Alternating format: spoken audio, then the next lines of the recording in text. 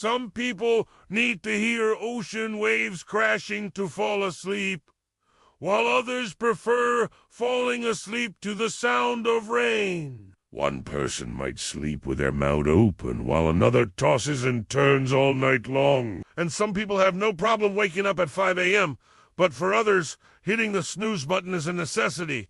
Why do we all sleep so differently? What makes one person sleep better than another's? And can we change our sleeping habits without changing our genes? All of these questions have answers that scientists are actively trying to find. And it just might be that your nightly wind-down routine is more important than you think. In this video, we will look into what makes us sleep differently, whether or not we can choose our sleeping habits, and how to improve your quality of sleep. So let's get started. Have you ever noticed that when you're trying to fall asleep, your thoughts seem to run wild? Your brain goes over everything you need to do tomorrow, every argument you've ever had, and every mistake you've ever made. It seems like the moment you want your brain to quiet down, it starts working overtime. But there is a reason for this. A scientist from Harvard University explains that during REM sleep, which is the stage where you dream, your brain is highly active. In fact, your brain activity resembles that of a person who is wide awake. It is during this time that the amygdala, the part of the brain responsible for processing emotions, becomes very active. This could be why your most intense dreams occurred during this time. According to the same specialists, as the night progresses and you enter deeper stages of sleep, this activity slows down. By the time the morning comes around, your brain activity should be close to zero. But if you wake up during REM sleep, the parts of your brain that control emotions are still very active, which could explain why you might feel more emotional in the morning.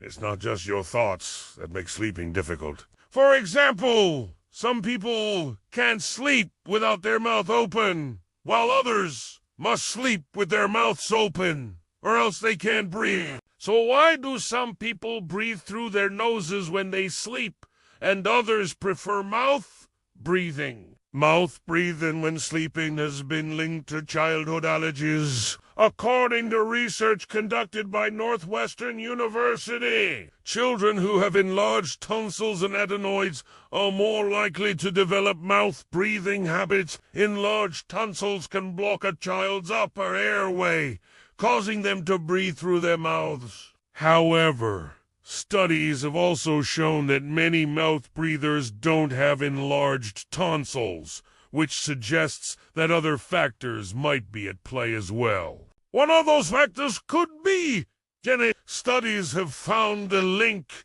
between mouth breathing and the genes that regulate facial development. Children with certain genetic variants are more likely to have narrow airways, which could contribute to mouth breathing. Another study conducted by the University of Michigan found that mouth breathing may also be linked to circadian rhythm disturbances. Circadian rhythm is the internal clock in our bodies that regulates sleep-wake cycles. Disturbances in circadian rhythm can lead to difficulty sleeping at night and mouth breathing during sleep. Finally, poor sleep quality has also been linked to mouth breathing. When a person doesn't sleep well, they are more likely to experience daytime sleepiness and fatigue, which can lead to a vicious cycle of poor sleep and daytime dysfunction.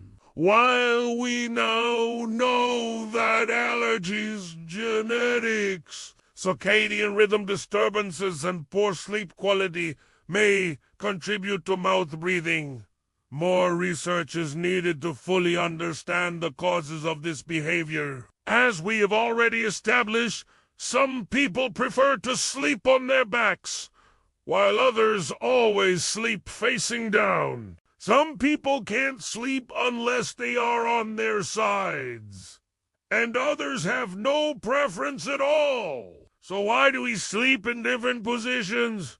Well, it all depends on what is comfortable for you. There's no definitive answer as to why a certain sleeping position is more comfortable. However, experts believe that our sleeping position may be influenced by a variety of factors, including body type, lifestyle, and any medical conditions we may have. For example, people who are overweight or have back problems are more likely to prefer to sleep on their side. This is because sleeping on your side can help to reduce pressure on the spine and hips. People who have sleep apnea are also more likely to sleep on their sides. This is because sleeping on your side can help to keep the airway open and prevent snoring. If you are pregnant, you might also prefer to sleep on your side. This is because sleeping on your back can put pressure on the fetus, and sleeping on your stomach can make it difficult to breathe.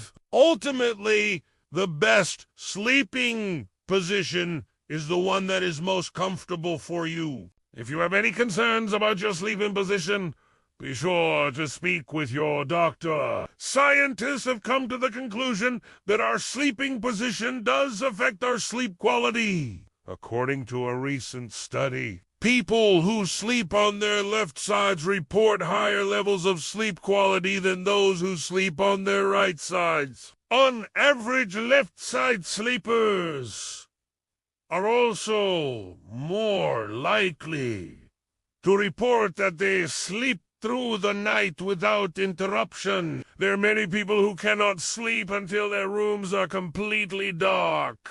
At the same time, others can easily fall asleep with the lights on. What makes some people sensitive to light while others are not? Well, it has to do with the amount of melanin in our skin. Melanin is a pigment that determines the color of our skin. Higher on dyes. It also plays a role in our sensitivity to light. The more melanin we have, the less sensitive we are to light. This is why people with darker skin tones tend to be less bothered by light while sleeping.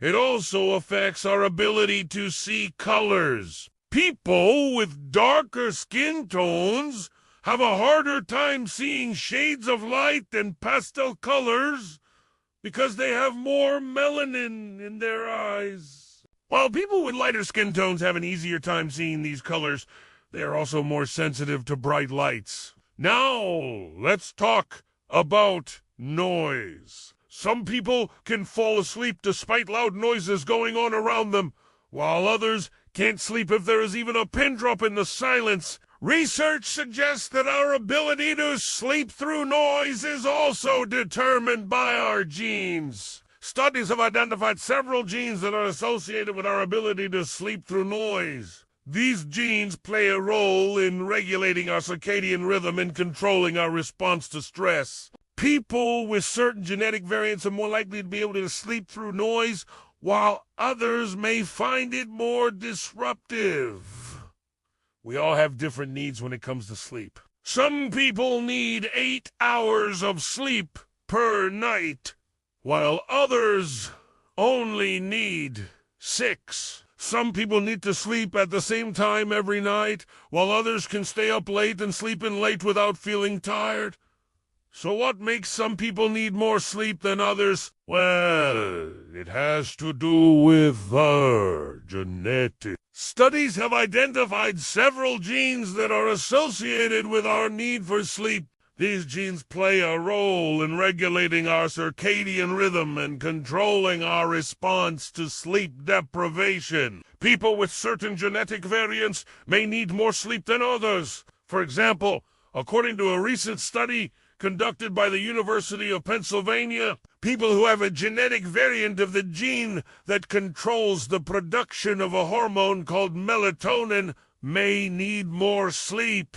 Melatonin is a hormone that helps to regulate our sleep-wake cycle. People with the genetic variant that produces less melatonin may have difficulty falling asleep and staying asleep, leading to a greater need for sleep. Another study conducted by the University of Michigan found that people who have a genetic variant of the gene that controls the production of a protein called orexin may also need more sleep. Orexin is a hormone that helps to promote wakefulness. People with the genetic variant that produces less orexin may have difficulty staying awake during the day, leading to a greater need for sleep. Whether or not we can choose our sleeping habits is a controversial topic. Some experts believe that our sleeping habits are largely determined by our genetics. If this is true, then we would not be able to change our sleeping habits, no matter how hard we try. However, other experts believe that our sleeping habits are largely determined by our environment. If this is true, then we should be able to change our sleeping habits by changing our environment. So what is the truth? Well, the truth is that both of these factors play a role in determining our sleeping habits. Our genetics may make us predisposed to certain sleeping habits, but our environment ultimately determines whether or not we will adopt those habits. For example, if you have the genes that make you more likely to be a morning person, but you live in a culture where people stay up late and sleep in late, you are more likely to adopt those habits. So, can we change our sleeping habits? Yes, it is possible to change our sleeping habits, but it is not easy. It takes time and effort to change your sleeping habits, but it can be done. Here are a few tips that may help. Keep a regular sleep schedule. Go to sleep and wake up at the same time every day, even on weekends. This will help to regulate your body's natural sleep-wake cycle. Create a relaxing bedtime routine. This could include taking a warm bath, reading a book, or listening to calming music. Avoid using screens before bed. The blue light emitted from screens can interfere with your body's production of melatonin, making it harder to fall asleep. Get enough exercise, but avoid exercising too close to bedtime. Exercise can help to promote good sleep, but it should be done at least 2 hours before bedtime. What did you find the most interesting about the science of sleep? Let us know in the comments below. Make sure to watch another video and leave your likes and subscribe for more content. Thanks for watching.